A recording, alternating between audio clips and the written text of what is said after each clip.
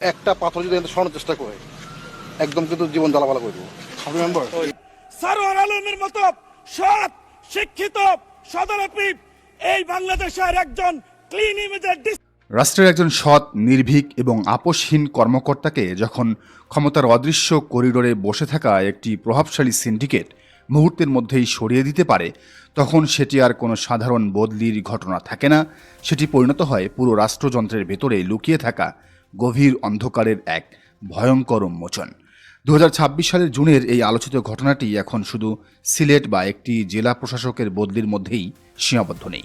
এটি এখন রীতিমতো পরিণত হয়েছে বাংলাদেশের প্রশাসনিক ইতিহাসের এক রুদ্ধশ্বাস রাজনৈতিক আমলাতান্ত্রিক থ্রিলারে। কারণ অলিয়া উলিয়ার পুণ্যভূমি হিসেবে পরিচিত সিলেটের ঐতিহাসিক হজরত শাহজালাল রহমতুল্লাহ আলাইহির মাজারকে কেন্দ্র করে যুগের পর যুগ ধরে যে অদৃশ্য অর্থনৈতিক সাম্রাজ্য গড়ে উঠেছিল, সেই সাম্রাজ্যের গায়ে প্রথমবারের মতো রাষ্ট্রীয়ভাবে আঘাত হেনেছিলেন সদ্যবিদায়ী জেলা প্রশাসক মোহাম্মদ সারোয়ার আলম।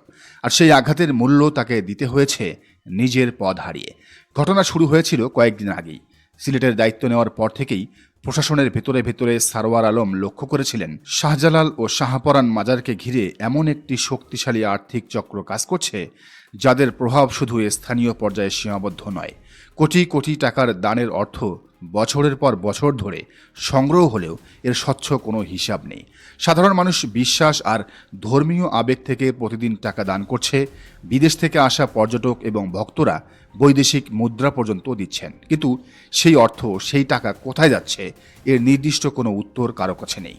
বহু বছর ধরে যেন এই দানবাক্সগুলো পরিণত হয়েছিল একটি অদৃশ্য কালো অর্থনীতির কেন্দ্রে। কি বিএনপি কি আওয়ামী লীগ, সবাই মিলেমিশে এই দানবাক্সে টাকা মেরে দিয়েছে। আর ঠিক এখানেই প্রথম বড় সিদ্ধান্ত নেন ডিসি সারোয়ার আলম। 22 জুন রোববার দুপুরের দিকে তিনি নিজের কার্যালয়ে বসেছিলেন। হঠাৎ ঢাকা থেকে সরকারি ফ্যাক্স আসে, একটি সংক্ষিপ্ত সরকারি আদেশ। তাকে অবিলম্বে সিলেটের জেলা প্রশাসকের দায়িত্ব থেকে সরিয়ে জনপ্রশাসন মন্ত্রণালয়ে সংযুক্ত করা হয়েছে। প্রশাসনের নির্ভরযোগ্য সূত্রগুলো বলছে, এই আদেশ দেখে কিছু সময়ের জন্য সম্পূর্ণ নীরব হয়ে গিয়েছিলেন সারোয়ার আলম। কারণ তিনি জানতেন চাপ আছে, কিন্তু এত দ্রুত আঘাত আসবে সেটা তিনি কল্পনাও করতে পারেননি। সাধারণ নিয়মে একজন জেলা প্রশাসক বদলি হলে কয়েকদিন সময় দেওয়া হয়। অসমাপ্ত কাজ গোছানো, বিদায়ী সাক্ষাৎ, প্রশাসনিক হস্তান্তর, সবকিছুর জন্য একটি নির্দিষ্ট প্রোটোকল আছে।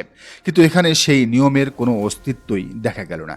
ঢাকা থেকে সরাসরি নির্দেশ আসে, এক মুহূর্ত দেরি করা যাবে না, অবিলম্বে দায়িত্ব ছাড়তে হবে। প্রশ্ন হলো, কেন এই অস্বাভাবিক তাড়াহুড়ো? কিন্তু নাটকীয়তার সবচেয়ে বড় অংশটি তখনও বাকি ছিল।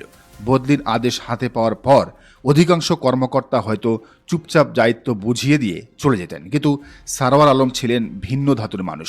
তিনি জানতেন সময় খুব কম, যে কোনো মুহূর্তে তাকে কার্যত জোর করে সরিয়ে দেওয়া হবে। তাই 23 জুন সোমবার সকালে যখন ঢাকা থেকে আবারও দায়িত্ব ছাড়ার জন্য চাপ বাড়ানো হচ্ছিল, তখন তিনি জীবনের সবচেয়ে ঝুঁকিপূর্ণ প্রশাসনিক সিদ্ধান্ত নেন। বেলা প্রায় 1টা। অফিস থেকে সরাসরি রওনা দেন শাহজালাল আন্তর্জাতিক মাজারের দিকে। সেখানে পৌঁছে তিনি কোনো ধরনের আলোচনা বা বিলম্ব না করে মাজারের ঐতিহাসিক দানবাক্স, যেগুলো স্থানীয়ভাবে ডেগ নামে পরিচিত, তা খুলে ফেলার নির্দেশ দেন। উপস্থিত সবাই হতবাক। বহু বছর ধরে কেউ এইভাবে প্রশাসনিক হস্তক্ষেপ করার সাহস দেখায়নি। এরপর তিনি পাশে একটি ছোট্ট মাদ্রাসা কক্ষে গিয়ে বসেন এবং নিজের সামনেই টাকা গণনার কাজ শুরু করলেন। আর ঠিক এখান থেকেই শুরু হয় আসল স্নায়ুযুদ্ধ। ঢাকা এবং সিলেটের উচ্চ পর্যায়ে খবর পৌঁছে যায় সারোয়ার আলম মাজারের ডেক খুলে ফেলেছেন, টাকা গোনা শুরু হয়ে গেছে। পরিস্থিতি দ্রুত জটিল হয়ে ওঠে। শুরু হয় চাপ, বোঝানো, নির্দেশ, প্রশাসনিক রশি টানাটানি। শেষ পর্যন্ত সেই চাপের মুখে পুরো গণনার কাজ সম্পূর্ণ শেষ না করেই সারোয়ার আলমকে সেখান থেকে সরতে বাধ্য করা হয়। কিন্তু ততক্ষণে অনেক দেরি হয়ে গেছে, কারণ মাত্র 3 দিনের জমাকৃত দানবাক্স খুলে যা পাওয়া গেল তা পুরো দেশকে হতবাক করে দেওয়ার জন্য যথেষ্ট। নগদ 17,65,000 টাকা। শুধু বাংলাদেশি টাকা নয়, সাথে পাওয়া গেছে মার্কিন dollar, British pound, Saudi Real এবং বিপুল পরিমাণ স্বর্ণালঙ্কার। এখন একটু হিসাব করুন, যদি মাত্র 3 দিনে 17,65,000 টাকা জমা হয়, তাহলে প্রতিদিন প্রায় 6 লাখ টাকা, মাসে দাঁড়ায় প্রায় 1,80,00,000 টাকা, বছরে 20 কোটিরও বেশি। প্রশ্ন হলো, এই বিপুল অর্থ এতদিন কোথায় যেত? কারা নিয়ন্ত্রণ করত? কার পকেট ভরত? এই প্রশ্নই হয়তো আতঙ্কিত করে তুলেছিল পুরো সিন্ডিকেটকে। সন্ধ্যার দিকে সারোয়ার আলম সার্কিট হাউসে ফিরে আসেন, কিন্তু সেখানে গিয়ে তিনি দেখেন সব প্রস্তুত, যেন তার বিদায় আগেই নিশ্চিত করা হয়েছিল। তিনি চেয়েছিলেন নিজের পছন্দের একজন বিশ্বস্ত কর্মকর্তার কাছে দায়িত্ব হস্তান্তর করতে, কিন্তু সেই সুযোগও তাকে দেওয়া হয়নি। উপর মহলের সরাসরি নির্দেশে তাকে বাধ্য করা হয় নির্ধারিত কর্মকর্তার কাছেই দায়িত্ব বুঝিয়ে দিতে। পিঙ্কি সাহাকে তিনি দায়িত্ব তখন বুঝিয়ে দেন। রাজনৈতিক এবং প্রশাসনিক বিশ্লেষকদের মতে মাজারের ওই মাফিয়া সিন্ডিকেট তখন চরম আতঙ্কে ভুগছিল। তারা খুব ভালো করেই জানত, সারোয়ার আলমকে যদি সিলেটের মাটিতে আর একটি দিন বা একটি রাতের জন্য থাকতে দেওয়া হয়, তবে তিনি মাজারের দানবাক্সের সেই গোপন সিন্দুক পুরোপুরি মুক্ত করে ফেলবেন। আর সেই সিন্দুক খুললেই বেরিয়ে আসবে শতাব্দীর পর শতাব্দী ধরে চলা দুর্নীতির আসল কঙ্কাল। কেঁচো খুঁড়তে গিয়ে বেরিয়ে আসবে প্রশাসনের রুই কাতলাদের বিশাল সব বিষধর সাপ। কিন্তু এই মেগা চক্রান্তের খবর বেইজিং সফর শেষে দেশে ফিরেই জানতে পারেন প্রধানমন্ত্রী তারেক রহমান। বাংলাদেশের রাজনীতি এবং প্রশাসনের উচ্চমহলে এই ঘটনা এখন এক নতুন মাত্রার তোলপাড় সৃষ্টি করেছে। ঘটনাটি যখন ঘটে তখন প্রধানমন্ত্রী তারেক রহমান দেশের বাইরে রাষ্ট্রীয় সফরে ছিলেন। আর সেই সুযোগেই ভেতরের কিছু সুযোগ সন্ধানী আমলা এবং সিন্ডিকেট সদস্য এই বদলির ফাইলটি তড়িঘড়ি করে পাশ করিয়ে নেয়। বিশ্বস্ত সূত্র বলছে, দেশে ফিরেই বিষয়টি জানতে পেরে চরম ক্ষুব্ধ হয়েছেন প্রধানমন্ত্রী তারেক রহমান। তিনি ইতিমধ্যে তার ঘনিষ্ঠ গোয়েন্দা এবং রাজনৈতিক সূত্রের কাছে এই ন্যাক্কারজনক ঘটনার আদ্যপান্ত আন্ডারগ্রাউন্ড ইনভেস্টিগেশন রিপোর্ট চেয়ে পাঠিয়েছেন। শোনা যাচ্ছে অতি দ্রুতই সৎ অফিসার সারোয়ার আলমকে ঢাকার নিজের কার্যালয়ে ডেকে সরাসরি ঘটনার ভেতরে সত্য জানতে চাইবেন প্রধানমন্ত্রী।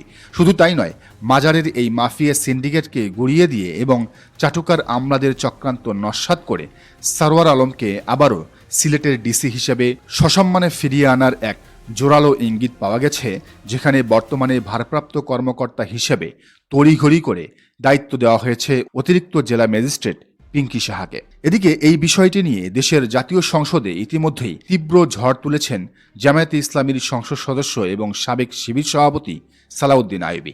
তিনি সংসদের ফ্লোরে দাঁড়িয়ে সরাসরি সরকারকে কাঠগড়ায় তুলে বলেন, সরকার কি তবে দুর্নীতিকে প্রমোট করার জন্যই একজন সৎ অফিসারকে এভাবে রাতের অন্ধকারে সরিয়ে দিল? সালাউদ্দিন আইয়ুবীর এই তেজোদ্দীপ্ত বক্তব্যের পর পুরো ঘটনাটি আমজনতার মাঝে এক দাবানলের মতো ছড়িয়ে পড়ে। এই চাঞ্চল্যকর ঘটনার পর সারা দেশের সাধারণ মানুষের মনে এক বিশাল ক্ষোভের আগুন জ্বলে উঠেছে। যুগের পর যুগ ধরে ধর্মপ্রাণ নিরীহ মানুষ তাদের কষ্টের উপার্জনের টাকা এই মাজারগুলোতে দান করে আসছেন। কিন্তু ডিসি সারোয়ার আলমের এই দুঃসাহসিক অভিযান প্রমাণ করে দিয়েছে সাধারণ মানুষের সেই পবিত্র আবেগ আর বিশ্বাসের সাথে কিভাবে চরম বেইমানি করেছে একটি সিন্ডিকেট। ডিসি সারোয়ার আলমকে প্রশাসনিক কাঠামোর চরম চাপে বাধ্য হয়ে সিলেট ছাড়তে হলেও জনতার আদালতে তিনি যে অভূতপূর্ব বিজয় অর্জন করেছেন তা অতুলনীয়। এখন দেখার বিষয়, প্রধানমন্ত্রী তারেক রহমান এই সৎ অফিসারকে পুনরায় সিলেটের ডিসি হিসেবে ফিরিয়ে আনতে পারেন নাকি মাফিয়াদের কাছে তিনিও হার মানেন। দর্শক, এই বিষয়টিকে আপনি কিভাবে দেখছেন জানান মন্তব্যের ঘরে। আর এই চ্যানেলে নতুন হলে অবশ্যই সাবস্ক্রাইব করুন এবং বেল আইকনটি বাজিয়ে রাখুন।